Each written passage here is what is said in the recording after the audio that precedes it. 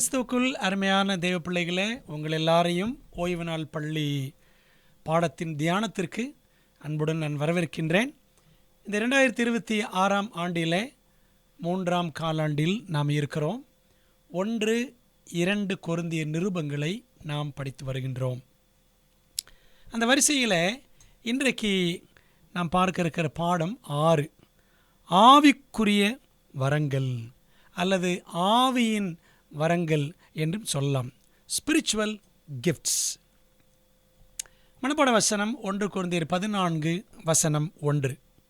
அன்பை நாடுங்கள், ஞான வரங்களையும் விரும்புங்கள், விசேஷமாய் தீர்க்க தரிசன வரத்தை விரும்புங்கள் என்று நாம் வாசிக்கிறோம். இந்த பாடத்தில் நம்முடைய கவனத்திற்குரிய அதிகாரங்கள் 1 கொரிந்தியர் 12, 13, 14 அதிகாரங்கள். பிரிவினைகள் நிறைந்த கொரிந்து சபையில் ஒற்றுமை எப்படி சாத்தியமாகும் என்பதை மனதிலே கொண்டு பவுல் இந்த 3 அதிகாரங்களை எழுதுகிறார். இந்த 6ஆம் பாடத்தில் 6 முக்கியமான கேள்விகளை நாம் மையமாக வைத்து இந்த வார பாடத்தை நாம் கற்றுக்கொள்ளப் போகின்றோம். ஆவியின் வரம் மற்றும் ஆவியின் வரங்கள் வித்தியாசம் என்ன? 2, ஆவியின் வரங்கள் என்னென்ன, எதற்காக? 3, ஆவியின் வரங்கள் யார் யாருக்கு? 4, ஆவியின் வரங்கள் பெற்றுக்கொள்ள தகுதி என்ன? 5, ஆவியின் வரங்களில் அன்பின் பங்கு என்ன? 6வது, அந்நிய பாஷை வரம் மற்றும் தீர்க்க தரிசன வரம். இந்த 2லும் பவுல் எதை முக்கியப்படுத்துகிறார்? ஜெபத்தோடு நாம் படிக்கலாமா? ஜெபிப்போம். எங்கள் நல்ல பரமபிதாவே, இந்த காலாண்டின் பாடங்களுக்காக உமக்கு நன்றி சொல்கிறோம். இப்பொழுதும் இந்த 6ஆம் பாடத்தை கற்றுக்கொள்ள இருக்கிறோம். ஆண்டவரே, கர்த்தருடைய ஆவியானவர் எங்களோடு பேச நாங்கள் வேண்டுகிறோம். முது பாதத்தில் ஒப்பு கொடுக்கிறோம்ப்பா. கர்த்தர் எங்களை நடத்தும். சத்திய ஆவியானவர் எங்களை சகல சத்தியத்திற்குள்ளே நடத்தும்படி கெஞ்சுகிறோம்.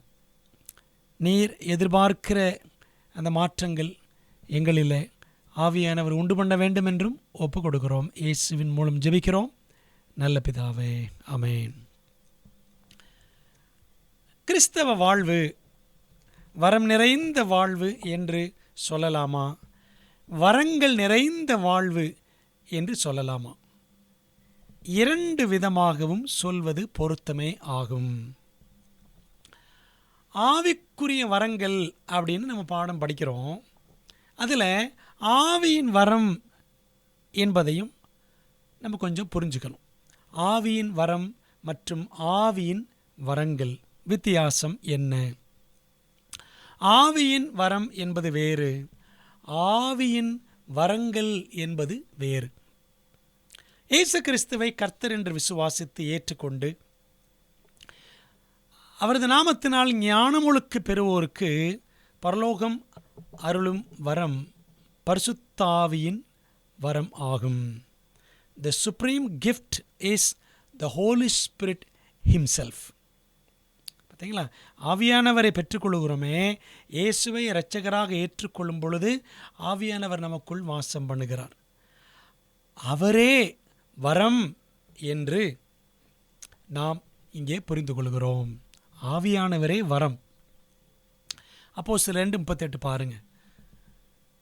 பேதுரு பெந்தெகோஸ்தே நாள் என்று பிரசங்கம் பண்ணினாரே, அவர் சொன்ன ஒரு முக்கியமான வார்த்தை. பேதுரு அவர்களை நோக்கி, நீங்கள் மனம் திரும்பி ஒவ்வொருவரும் பாவ மன்னிப்புக்கென்று இயேசு கிறிஸ்துவின் நாமத்தினாலே ஞான ஸ்நானம் பெற்றுக்கொள்ளுங்கள், அப்பொழுது பரிசுத்த ஆவியின் வரத்தை பெறுவீர்கள். பார்த்தீங்களா? அப்போ இயேசுவை ஏற்றுக்கொள்ளும் பொழுது, ஞானஸ்நானம் பெற்றுக்கொள்ளும் பொழுது பரிசுத்த ஆவியானவரை பெற்றுக்கொள்கிறோம். அதான் ஆவியின் வரம் என்று பார்க்கிறோம். பரிசுத்த ஆவியின் வரத்தை பெற்றவர்களுக்கு பரிசுத்த ஆவியானவராலேயே அருளப்படுகிற செயல்பாட்டுக்கான சில சிறப்பான வல்லமைகளே பரிசுத்த ஆவியின் வரங்கள் ஆகும். The special gifts of the Holy Spirit. இப்போ உங்களுக்கு இந்த 2க்கும் வித்தியாசம் புரிகிறதா? பரிசுத்தாவின் வரத்தை பெற்றவர்களிடம்தான் பரிசுத்தாவின் வரங்கள் வெளிப்படும் என்பது தெளிவு. அன்பானவர்களே, தேவனுக்கு பிரியமாக பரிசுத்தமாக வாழும் நபரின் வாழ்வில் ஊழியங்களில் பரிசுத்த ஆவியானவரின் வல்லமை மிக்க வரங்கள் வெளிப்படும். ஆவிக்குரிய வரங்கள் அல்லது ஆவியின் வரங்கள் பற்றிய பட்டியல்களை புதிய ஏற்பாட்டில் 4 இடங்களில் பார்க்கிறோம். 1 கொரிந்தியர் 12 மிக முக்கியமான அதிகாரம், ரோமர் 12. இந்த 2 அதிகாரங்களில் ஆவியின் வரங்களை பற்றி பரவலாக படிக்கலாம். எபேசியர் 4, 1 பேதுரு 4. கவனிச்சிங்களா? 12, 12, 4, 4. இந்த அதிகாரங்களில்தான் ஆவியின் வரங்களை பற்றி நாம் காணலாம். ஆவியின் வரங்கள் அனைத்தும் கிருபையின் வரங்கள் என்று நாம் புரிந்து கொள்ள வேண்டும். பாருங்களேன், நாம் அனுபவிக்கிற ரட்சிப்பே கிருபை தான். கிருபையினால் விசுவாசத்தை கொண்டு ரட்சிக்கப்பட்டீர்கள். ஆகவே ரட்சிப்பே கிருபை என்று சொல்லும் பொழுது ஆவியானவர் மூலமாக கிடைக்கிற வரங்களும் கிருபையின் வரங்கள் என்று சொல்வதில் தவறேதும் இல்லை. விசுவாசத்தினால் இயேசு நம்மில் வாசமாய் இருந்தால் கிருபையின் வரங்களாகிய ஆவியின் வரங்களை நாம் உடையவர்களாய் இருப்போம். ரோமர் 12 அதிகாரம் 6 வசனம். நமக்கு அருளப்பட்ட கிருபையின்படியே நாம் வெவ்வேறான வரங்கள் உள்ளவர்களானபடினாலே நம்மில் தீர்க்க தரிசனம் சொல்லுகிற வரத்தை உடையவன் விசுவாச பிரமாணத்திற்கு ஏற்றதாக சொல்ல கடவன். பார்த்தீங்களா? நமக்கு அருளப்பட்ட கிருபையின்படியே, ஆண்டுடைய கிருபையினால தான் நாம் வரங்களை பெற்றுக்கொள்கிறோம். 1 பேதுரு 4:10. அவனவன் பெற்ற வரத்தின்படியே நீங்கள் தேவனுடைய பற்பல கிருபையுள்ள ஈவுகளை பகிர்ந்து கொடுக்கும் நல்ல உக்கிரானக்காரர் போல ஒருவருக்கொருவர் உதவி செய்யுங்கள். பார்த்தீங்களா? அப்போது ஆண்டவர்கிட்டருந்து கிருபையின் வரங்களை பெற்று நம்ம என்ன செய்கிறோம்? தேவனுடைய பற்பல கிருபையுள்ள ஈவுகளை பகிர்ந்து கொடுக்கிறோம். கிருபையை பெற்று கிருபையை கொடுக்கிறோம். சரிங்களா? அப்போது நம்ம நல்ல சத்தியம் சொல்கிறோம், நல்ல பாட்டு பாடுறோம், அல்லது மக்களை போய் எல்லாம் சந்திக்கிறோம், ஆண்டோட ராஜ்யத்திற்கு நேராக கூட்டி சேர்க்கிறோம் என்றால் ஆண்டவர் கொடுத்த கிருபை, அந்த கிருபையை போய் மற்றவங்களுக்கு கொடுக்குறோம். இதற்குத்தான் தேவன் நமக்கு வரங்களை கொடுக்கிறார். ஒரு நீதிமன்றத்தில் சாட்சி சொல்லுகிறவன் உண்மையை மட்டுமே சொல்ல வேண்டும். நம்ம எல்லாரும் இயேசுவின் சாட்சிகள். சாட்சி பகிர்தலை நாம் செய்ய வேண்டும். அதை பரிசுத்த ஆவியின் வரங்களில் ஒன்று என்று வேதம் கூறவில்லை. சாட்சி பகிர்தல் என்பது திறமையுள்ளவர்களின் சிறப்பு செயல் அல்ல, மாறாக அது மனந்திரும்பிய அனைவரது ஸ்லாக்கியமாகும். பரிசுத்த ஆவியினால் நம் உள்ளான வாழ்க்கை அலங்கரிக்கப்பட்டிருந்தால் நம் வெளிப்படையான வாழ்க்கையும் தேவனுடைய மகிமைக்கென்று தேவ ஆவியின் வரங்களால் அலங்கரிக்கப்பட்டிருக்கும். பார்த்தீங்களா? அப்போ நம்ம எல்லாரும் ஆண்டோடைய பிள்ளைங்க இயேசுவை ஏற்றுக்கொள்ளும் பொழுது அவருடைய சாட்சிகள் ஆகிறோம். அப்போது சாட்சி சொல்லுவது, ஆண்டவரை பற்றி சாட்சி பகிர்வது யாரோ 1-2 பேர் செய்ய வேண்டிய ஒரு செயல் அல்ல, எல்லாரும் செய்யணும். அப்படி செய்வதற்குத்தான், அந்த ஊழியங்களை செய்வதற்குத்தான் தேவன் தம்முடைய பரிசுத்த ஆவியினால் வரங்களை நமக்கு கொடுக்கிறார். அப்போ ஆவியின் வரங்கள் கிருபையின் வரங்கள் என்று கண்டோம்.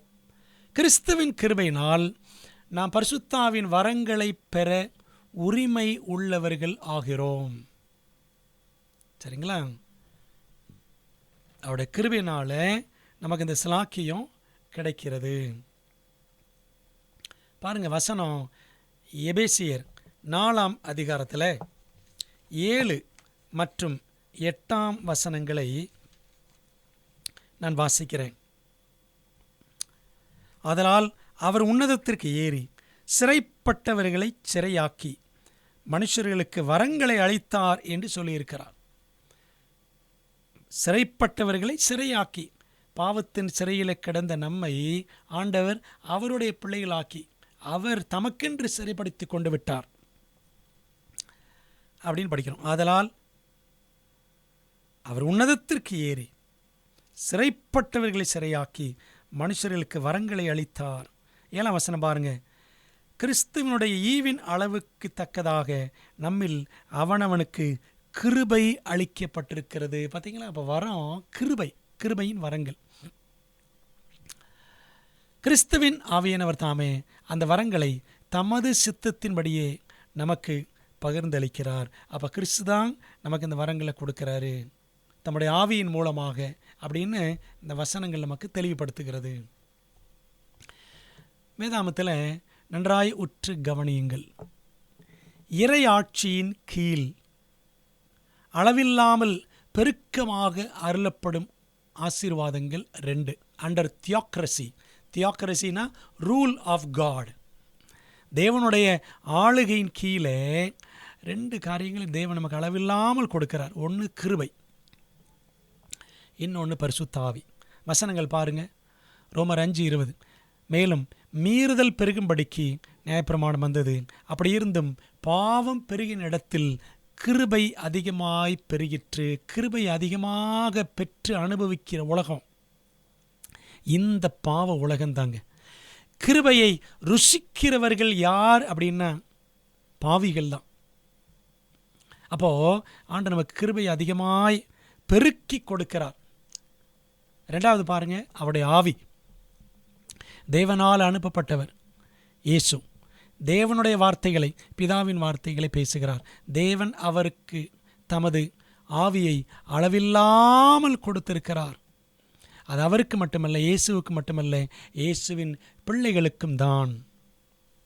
தேவன் தமது பெருக்கமான கிருபையினால் பெருக்கமான ஆவியின் வரங்களை தமது பிள்ளைகள் மூலம் செயல்படுத்தி திருச்சபைகளையும் ஊழியங்களையும் ஸ்திரப்படுத்துகிறார். அன்பானவர்களே, அப்போது நம்ம அடுத்து என்ன பார்க்க போகிறோம்? ஆவியின் வரங்கள் என்னென்ன, எதற்காக என்று நாம் பார்க்க வேண்டும். அதான் நம்முடைய 2வது கேள்வி. ஆவியின் வரங்கள் என்னென்ன, எதற்காக?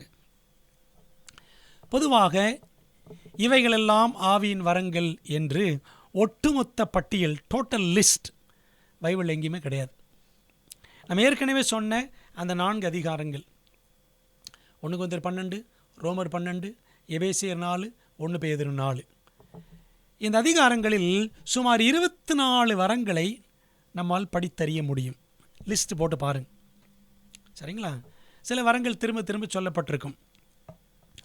1 பேதுரு 4ஆம் அதிகாரம் தவிர மற்ற 3 அதிகாரங்களில் உள்ள வரங்களை இவ்வாறு பிரிக்கிறார்கள். எப்படி பிரிக்கிறாங்க பாருங்க.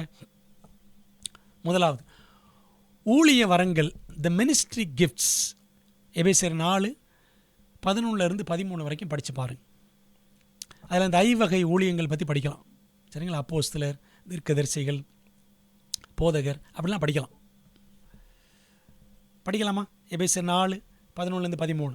மேலும் நாம் அனைவரும் தேவனுடைய குமாரனை பற்றும் விசுவாசத்திலும் அறிவிலும் ஒருமைப்பட்டவர்களாகி கிறிஸ்துவனுடைய நிறைவான வளர்ச்சியின் அளவுக்கு தக்க பூர்ண புருஷராகும் வரைக்கும் பரிசுத்தவான்கள் சீர்பொருந்த பொருட்டு சுவிசேஷ ஊழியத்தின் வேலைக்காகவும் கிறிஸ்துவின் சரீரமாகிய சபையானது பக்தி விருத்தி அடைவதற்காகவும் அவர் சிலரை அப்போஸ்தலராக, தீர்க்கதரிசிகளாக, சுவிசேஷகராக, மெய்ப்பராக, போதகராக, ஐவகை ஊழியங்கள், ஊழிய வரங்கள் பார்க்குறோம். 2வது ஊக்குவிக்கும் வரங்கள், த மோட்டிவேஷனல் கிஃப்ட்ஸ். ரோமர் 12, 6-8 பாருங்கள். நமக்கு அருளப்பட்ட கிருபையின்படியே நம்ம வேறான வரங்கள் உள்ளவர்களானபடினாலே நம்ம தீர்க்க தரிசனம் சொல்லுகிற வரத்தை உடையவன் விசுவாச பிரமாணத்திற்கு ஏற்றதாக சொல்ல கடவன். அதை தான் முதல்ல சொல்கிறார். தீர்க்க தரிசனம் சொல்லுகிற வரம். ஊழியம் செய்கிறவன் ஊழியத்திலும், போதிக்கிறவன் போதிக்கிறதிலும், புத்தி சொல்லுகிறவன் புத்தி சொல்லுகிறதிலும் தருத்திருக்க கடவன். பகிர்ந்து கொடுக்கிறவன் வஞ்சனை இல்லாமல் கொடுக்க கடவன். முதலாளியானவன் ஜாக்கிரதையாயிருக்கடவன். இரக்கம் செய்கிறவன் உற்சாகத்துடனே செய்ய கடவன். பார்த்தீங்களா? அப்போது 2வது ஊக்குவிக்கும் வரங்கள். 3வது வெளிப்பாட்டு வரங்கள், த மேனிஃபெஸ்டேஷன் கிஃப்ட்ஸ். 1 கொரிந்தியர் 12, 8-10 வசனங்கள் பார்த்தீங்கன்னா இங்கே 9 வரங்களை பவுல் பட்டியலிடுகிறார். நீங்கள் தான் ஒரு பட்டியல் போட்டு பார்க்கணும் மொத்தம் எத்தனை வரங்கள் என்று. 1 Corinthians 12:8-10. எப்படியெனில் ஒருவனுக்கு ஆவியினாலே ஞானத்தை போதிக்கும் வசனமும், வேறொருவனுக்கு அந்த ஆவியினாலேயே அறிவை உணர்த்தும் வசனமும், வேறொருவனுக்கு அந்த ஆவியினாலேயே விசுவாசமும், வேறொருவனுக்கு அந்த ஆவியினாலேயே குணமாக்கும் வரங்களும், வேறொருவனுக்கு அற்புதங்களை செய்யும் சக்தியும், வேறொருவனுக்கு தீர்க்க தரிசனம் உரைத்தலும், வேறொருவனுக்கு ஆவிகளை பகுத்தறிதலும், வேறொருவனுக்கு பற்பல பாஷைகளை பேசுதலும், வேறொருவனுக்கு பாஷைகளை வியாக்கியானம் பண்ணுதலும் அளிக்கப்படுகிறது அப்படின்னு பார்க்குறோம். பார்த்தீங்களா? அப்போது வரங்கள் என்னென்ன அப்படின்னு ஓரளவுக்கு பார்த்தோம். எதற்காக? 1, திருச்சபையின் ஐக்கியம் மற்றும் பக்தி விருத்திக்காக. சரிங்களா? எபேசியர் 4:11-13, 1 பேதுரு 4:10 ஆகிய வசனங்கள் எல்லாம் வாசித்து பாருங்கள். திருச்சபை ஐக்கியம் அடைய வேண்டும். 1 Corinthians 12 படித்தீங்கன்னா அந்த ஐக்கியத்தை பற்றி ஒரே சரீரம் ஒன்று அப்படின்னு, ஒரே ஆவியானவர், ஒரே கர்த்தர் அப்படின்னு திரும்ப திரும்ப அந்த ஒற்றுமையை வலியுறுத்தி 1 Corinthians 12 நாம் பார்க்கலாம். பார்த்தீங்களா? எபேசியர் 4 அதே தான். மேலும் நம் அனைவரும் தேவனுடைய குமாரனை பற்றும் விசுவாசத்திலும் அறிவிலும் ஒருமைப்பட்டவர்களாகி, அந்த ஒருமைப்பாடு, அதற்குத்தான் தேவன் வரங்களை கொடுக்கிறார். திருச்சபையிலே ஐக்கியம் பக்தி விருத்தி அடைய வேண்டும் என்பதற்காக. பார்த்தீங்களா? 1 பேதுரு 4:10 ஒருவருக்கொருவர் உதவி செய்யுங்கள், பகிர்ந்து கொடுக்கும் நல்ல உக்கிரானக்காரர் போல ஒருவருக்கொருவர் உதவி செய்யுங்கள். அப்போ அந்த ஒற்றுமை இருந்தால் தான் ஒருத்தருக்கு ஒருத்தர் உதவி செய்ய முடியும். அதற்கு தான் ஆண்டவர் வரங்களை கொடுக்கிறார். 2, கிறிஸ்துவில் நிறைவான வளர்ச்சி அடைவதற்காக. எபேசியர் 4:11 கிறிஸ்துவனுடைய நிறைவான வளர்ச்சியின் அளவுக்கு தக்க பூரண புருஷராகும் வரைக்கும். அது வரைக்கும் கிறிஸ்துவ போல நம்ம எல்லாரும் மாறணும். அந்த வளர்ச்சி அடையிற வரைக்கும் இந்த வரங்கள் செயல்படும். 3 பாருங்க, எதற்காக வரங்கள்? சுவிசேஷ ஊழியத்தின் வேலைக்காக. எபேசியர் 4:12 பரிசுத்தவான்கள் சீர்பொருந்தும் பொருட்டு. ஆண்டோடைய பிள்ளைகளை பைபிள் பரிசுத்தவான்கள் சொல்லுது. நம்ம எல்லாரும் முற்றிலும் பரிசுத்தம் அடைந்து விட்ட பரிசுத்தவான்கள் கிடையாது. அதனால தான் அந்த வார்த்தையை பாருங்கள், பரிசுத்தவான்கள் சீர்பொருந்தும் பொருட்டு. பரிசுத்தவான்கள் சீர்பொருந்தணுமா? சீர்பொருந்தினவர்கள் தானே பரிசுத்தவான்கள். ஆனால் நீங்கள் நானும் இன்னும் சீர்பொருந்தலை. அதனால தான் பாருங்கள், பரிசுத்தவான்கள் சீர்பொருந்தும் பொருட்டு சுவிசேஷ ஊழியத்தின் வேலைக்காகவும், கிறிஸ்துவின் சரீரமாகிய சபையானது பக்தி விருத்தி அடைவதற்காகவும் இதுக்கு தான் ஆண்டவர் வரங்களை கொடுத்திருக்கிறார் அப்படின்னு பார்க்குறோம். 4, தேவனுடைய மகிமைக்காக. 1 பேதுரு 4:11 ஒருவன் போதித்தால் தேவனுடைய வாக்கியங்களின் போதிக்கடவன், ஒரு உதவி செய்தால் தேவன் தந்தர்களும் பலத்தின்படி செய்ய கடவன். எல்லாவற்றிலையும் இயேசு கிறிஸ்து மூலமாய் தேவன் மகிமைப்படும்படியே செய்வீர்களாக. அப்போ பாருங்களேன், அப்போ அந்த வரங்கள் எதற்காக? நம்ம பக்தி விருத்தி அடையணும், ஐக்கியமாக இருக்கணும், கிறிஸ்துவ போல மாறணும், சுவிசேஷ ஊழியம் செய்யணும், தேவனை மையப்படுத்தணும். ஊழியம் செய்கிறதுக்கு நம்முடைய சொந்த பலத்தினால் முடியாது. சரிங்களா? அதுக்கு தேவ பலன் தேவை, வரங்கள் தேவை. ஆண்டவர் வரங்களை கொடுக்குறார். அந்த ஊழியம் செய்யும் பொழுது தேவனை மையப்படுத்தணும், நம்மை நாமே மையப்படுத்துவதற்காக கிடையாது.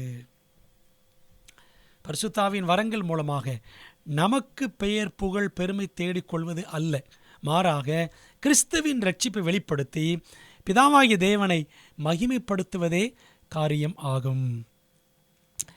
நம் ஆவியினால் நிரப்பப்பட்டிருப்பதற்கான 2 அடையாளங்களில் ஒன்று ஆவியின் கனி, மற்றொன்று ஆவியின் வரங்கள்.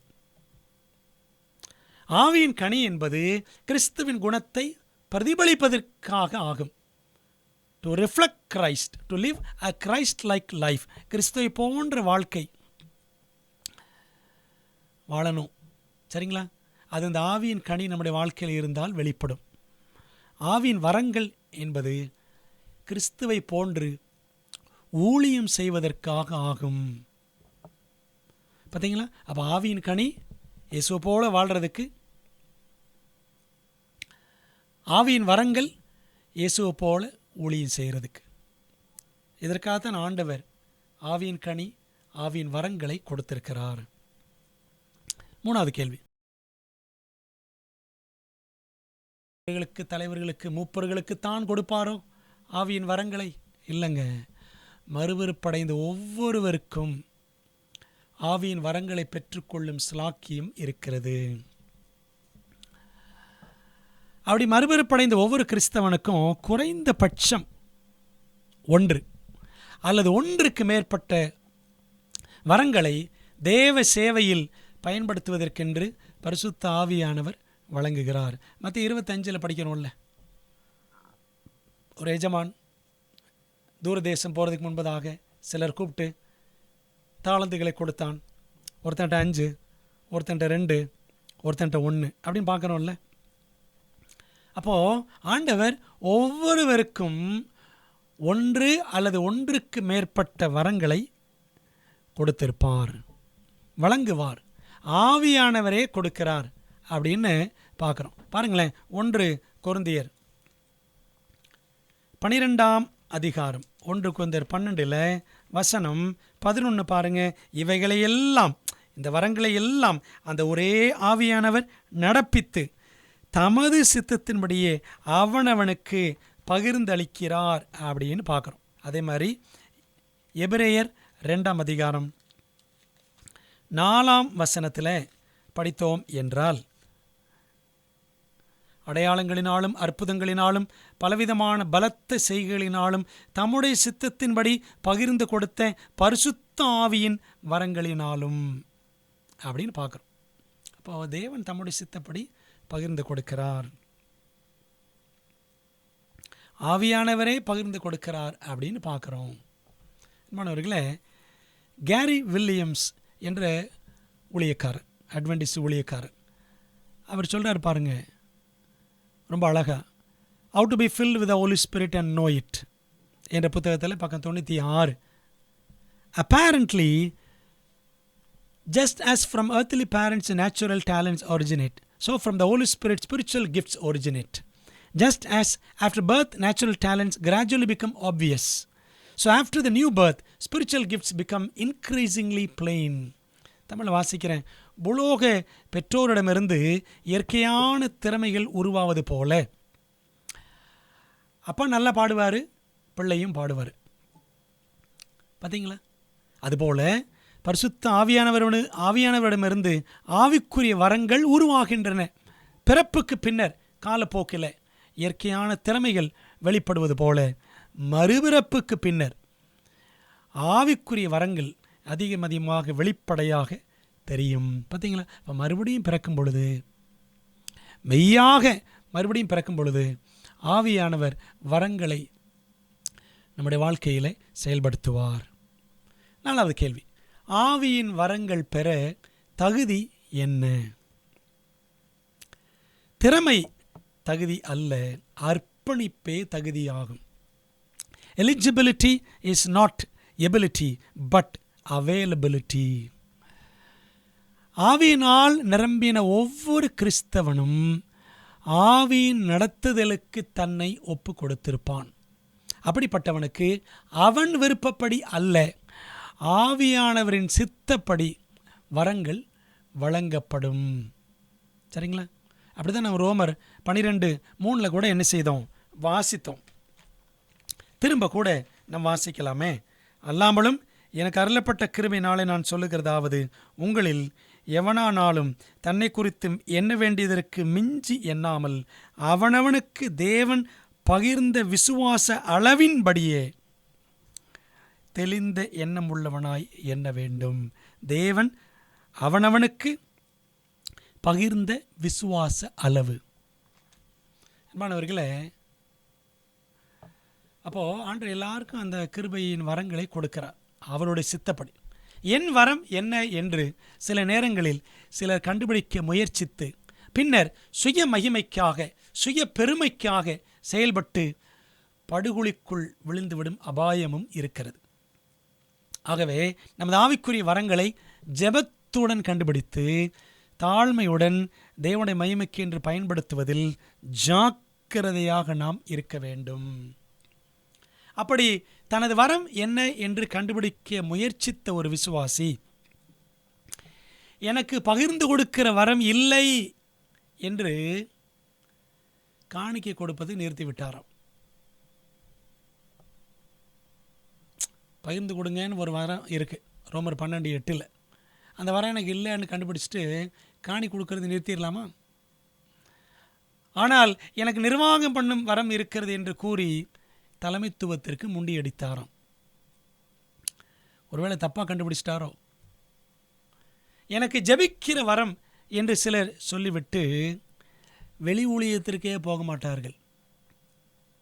அன்பானவர்களே, ஆவியின் வரங்களை கவனமாக கருத்தாக கர்த்தருக்காக பயன்படுத்த வேண்டும்.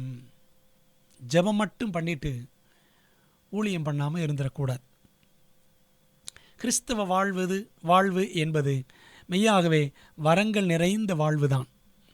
ஆண்டவர் மீதும் சத்தியத்தின் மீதும் கொண்ட அன்பினால் ஆவியானவர் நமக்கு விதவிதமாக அருளியிருக்கிற வரங்களை தேவனுடைய மகிமைக்காகவும் மனுக்குலத்தின் மேன்மைக்காகவும் மட்டுமே பயன்படுத்த வேண்டும். பார்த்தீங்கன்னா, ஒன்று தேவனுடைய மகிமைக்காக, இன்னொன்று மனுக்குலத்தின் மற்றவர்களின் வளர்ச்சிக்காக, அவர்களுடைய மேன்மைக்காக நாம் பயன்படுத்த வேண்டும் அப்படின்னு படிக்கிறோம். சரி, 5வது கேள்வி. ஆவியின் வரங்களில் அன்பின் பங்கு என்ன? பாருங்களேன், 1 கொரிந்தியர் 12 அதிகாரம் ஆவியின் வரங்களை பற்றி சொல்லுகிறது. 1 கொரிந்தியர் 14 அதிகாரம் அதுலேயும் தீர்க்க தரிசன வரம், அந்நிய பாஷை வரங்களை பற்றி பேசுகிறது. இந்த 2 அதிகாரங்களுக்கு இடையில் 13ஆம் அதிகாரம் அன்பை பற்றிய ஓர் அதிகாரம். அப்போ கேள்வி என்னென்னா, ஆவியின் வரங்களில் அன்பின் பங்கு என்ன? அன்பு என்பது ஆவியின் வரங்களில் ஒன்று அல்ல. அதுவும் ஆவியின் வரங்கள் ஒன்று நினச்சிடக்கூடாது. ஆனால் ஆவியின் கனியில் அது முதன்மையானது. கலாத்தியர் 5ஆம் அதிகாரம் 22-23 படித்தோன்னா, ஆவியின் கனியோ அன்பு. பார்த்தீங்களா, முதன்மையானது. அன்பெனும் கனி நம் கிறிஸ்தவ வாழ்வில் முதன்மையாக இருந்தால் ஆவியின் வரங்கள் ஒருங்கே செயல்படும். நம்முடைய வாழ்க்கையில்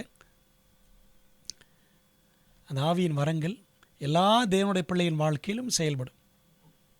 என்பானவர்களே, அப்போது 12-14 அதிகாரங்களுக்கு இடையில் அந்த ஆவியின் வரங்கள் பற்றி அதிகாரங்களுக்கு இடையில் அன்பை பற்றி ஒரு அதிகாரம், அதுதான் 1 கொரிந்தியர் 13. ஆவிக்குரிய வரங்களை ஞானத்துடன் பயன்படுத்துவதற்கு அன்பே திறவுகோல் ஆகும். சரிங்களா? அன்பை நாடுங்கள். 1 கொரிந்தியர் 14:1. சரிங்களா? அதான் மனப்பாட வசனம். 1 கொரிந்தியர் 13:13 படிக்கிறோம், இவைகளில் அன்பே பெரியது. விசுவாசம், நம்பிக்கை, அன்பு. அன்பே பெரியது. இந்த அன்பை குறித்து நம்ம அடுத்த வாரம் பாடத்தில் அதிகமாக கற்றுக்கொள்ள இருக்கிறோம். அப்போ பாருங்களேன், அப்போ அந்த அன்பு இருந்தால் தான் ஆவிக்குரிய வரங்களை சரியாக செயல்படுத்த முடியும். 5வது கேள்வி.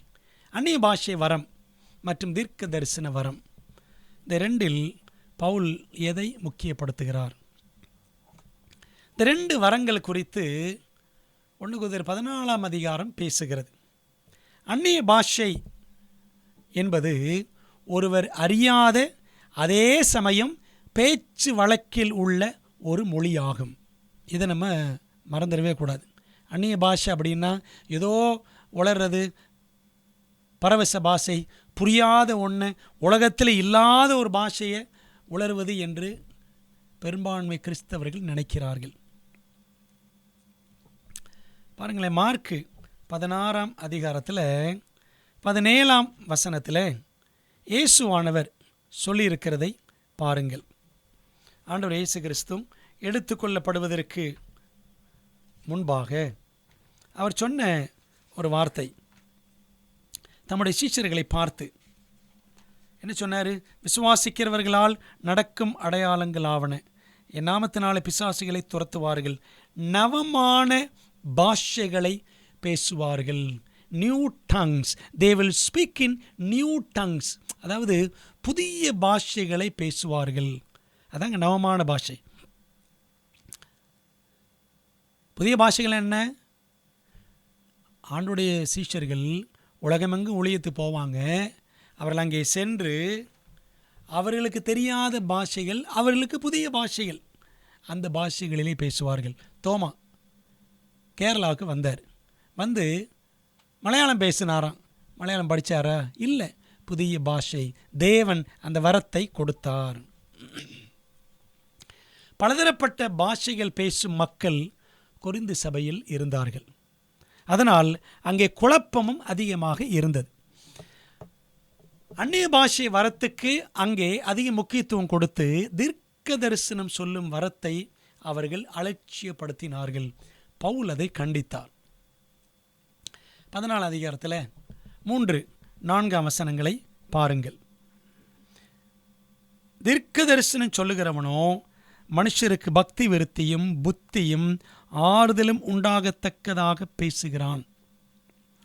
அந்நிய பாஷையில் பேசுகிறவன் தனக்கே பக்தி விருத்தி உண்டாக பேசுகிறான். தீர்க்க தரிசனம் சொல்லுகிறவனோ சபைக்கு பக்தி விருத்தி உண்டாக பேசுகிறான் அப்படின்னு பவுல் சொல்றார். அன்பானவர்களே, அப்போ தீர்க்க தரிசனம் சொல்லும் வரம் முழு சபைக்கே பிரயோஜனம் உள்ளது என்று பவுல் அங்கே முக்கியப்படுத்துகிறார். தீர்க்க தரிசனம் என்பது வரும் காரியத்தை முன்னுரைப்பதையும் குறிக்கும். அதே சமயத்தில் இன்னொரு அர்த்தம் மற்றொருவரின் சார்பாக பேசுவதையும் குறிக்கும். பாருங்களேன், ஆமோஸ் 3:7 மற்றும் அப்போஸ்தலர் 15:32 ஆகிய வசனங்கள். கர்த்தராகிய ஆண்டவர் தீர்க்கதரிசிகளாகிய தம்முடைய ஊழியக்காரருக்கு தமது ரகசியத்தை வெளிப்படுத்தாமல் ஒரு காரியத்தையும் செய்யார். மற்றொருவர் சார்பாக, அதாவது கர்த்தரின் சார்பாக ஒரு மனிதன் பேசுகிறான். அவன் தான் தீர்க்கதரிசி. யாருக்காக? கர்த்தருடைய ஜனங்களிடத்தில் பேசுகிறான். அப்போஸ்தலர் 15:32 யூதா சீலா என்பவர்களும் தீர்க்கதரிசிகளாக இருந்தபடினாலே அநேக வார்த்தைகளினால் சகோதரருக்கு புத்தி சொல்லி அவர்களை திடப்படுத்தினார்கள். அப்படியானால் தீர்க்க தரிசனம் சொல்லுகிறவர்கள் எதிர்காலத்தை பற்றி மட்டும் சொல்லுவது அல்ல, சபையில் இருக்கிறவங்களுக்கு புத்தி சொல்லி அவர்களை திடப்படுத்தவும் செய்வார்கள். அதான் தீர்க்க தரிசனம் சொல்லும் வரம் அப்படின்னு பார்க்குறோம். அன்பானவர்களே, கடைசி கால மீதமான திருச்சபையான நம் மத்தியிலும் தீர்க்க தரிசன வரம் திருமதி எலன் ஒயிட் அவர்களது ஊழியத்தின் மூலமாக வெளிப்பட்டது. சுமார் 70 ஆண்டுகளுக்கு மேலாக அந்த வரத்தின் அடிப்படையில் தேவன் எலன் ஒயிட் அம்மையாரை பயன்படுத்தி இந்த சபையை வழிநடத்தி வந்திருக்கிறார். வெளிப்படுத்தல் 12:17 நம்ம படிக்கிறோம்ல, அந்த மீதமான திருச்சபையின் 2 அடையாளங்கள். அப்பொழுது வலுசற்பமானது ஸ்திரீயின் மேல் கோபம் கொண்டு தேவனுடைய கற்பனைகளை கைக்கொள்ளுகிறவர்களும் இயேசு கிறிஸ்துவை குறித்து சாட்சியை உடையவர்களுமாகிய அவளுடைய சந்ததியான மற்றவர்களுடனே யுத்தம் பண்ண போயிற்று. மீதமான திருச்சபைனா 2 அடையாளம். ஒன்று கற்பனைகளை கைக்கொள்ளுவார்கள், இன்னொன்று இயேசு கிறிஸ்துவை குறித்த சாட்சி. வெளிப்படுத்தல் 19:10 படித்து பாருங்க. இயேசு கிறிஸ்துவை குறித்த சாட்சி தீர்க்க தரிசனத்தின் ஆவியாய் இருக்கிறது அப்படின்னு பார்க்குறோம். அந்த தீர்க்க தரிசன ஆவி வரம் நம்முடைய திருச்சபையில் தேவன் கொடுத்திருக்கிற விசேஷித்த வரம். அந்த வரம் திருமதி எலன் ஒயிட் அவர்கள் ஊழியத்திலும் வாழ்விலும் வெளிப்பட்டது. அந்த வரத்தினால் நாம் ஆசீர்வதிக்கப்பட்டு இருக்கிறோம் என்பதில் சந்தேகமே இல்லை. He shall receive power என்ற புத்தகத்தில் ஜூலை 31 படிக்கிறோம் பாருங்க. No one is prepared to educate and strengthen the church unless he has received the gift of the Holy Spirit. பரிசுத்தாவின் வரத்தை ஒருவர் பெற்றிராத பட்சத்தில் போதித்து திருச்சபை பலப்படுத்துவதற்கு அவர் ஆயத்தமாக இல்லை.